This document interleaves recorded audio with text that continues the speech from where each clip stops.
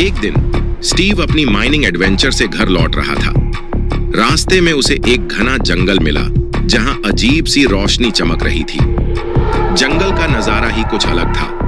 पेड़ों से पत्ते नहीं गिर रहे थे बल्कि हवा में तैर रहे थे। स्टीव का दिल हुआ कि इस रहस्य को जाने बिना वापस न जाए। जैसे ही वह जंगल में आगे बढ़ा, उसे एक पुराना टूटा फूटा मंदिर मिला।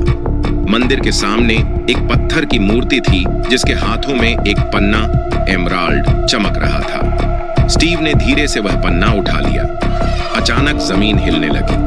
जंगल में छिपे हुए प्राचीन जाल सक्रिय हो गए। तीरों की बारिश, गड्ढे और जहरीले बाण। स्टीव ने अपनी सारी कुशलता का इस्तेमाल किया और इन सभी जालों से बचते हुए आगे बढ़ा। जैसे ही स्टीव मंदिर के अंदर पहुंचा, उसे एक किताब मिली, जंगल का असर।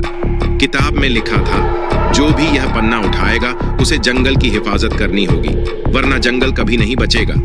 स्टीव को समझ आ गया कि यह कोई साधारण जंगल नहीं है। जंगल एक जीवित जादू है जो तब तक सुरक्षित है जब तक कोई उसका रखवाला है। स्टीव ने पन्ना वापस मूर्ति के हाथों में रख दिया। अचानक जंगल की रोशनी फिर से चमक उठी और सभी जाल बंद हो गए। तभी एक आवाज आई, तुमने अपनी लालच पर काबू पाकर जंगल को बचा लिया। अब तुम जंगल के नए रक्षक हो, स्टीव। अब स्टीव न केवल एक कुशल खनिक था, बल्कि जंगल का रक्षक भी बन गया था। जंगल ने उसे नई शक्तियां दी। अब वह पेड़ उगा सकता था, जानवरों से बात कर सकता था और जंगल में कभी रास्ता नहीं भूलता था। तब से स्टीव जंगल की सुरक्षा करता है और जंगल भी उसे अपने नए नए रहस्य बताता रहता है।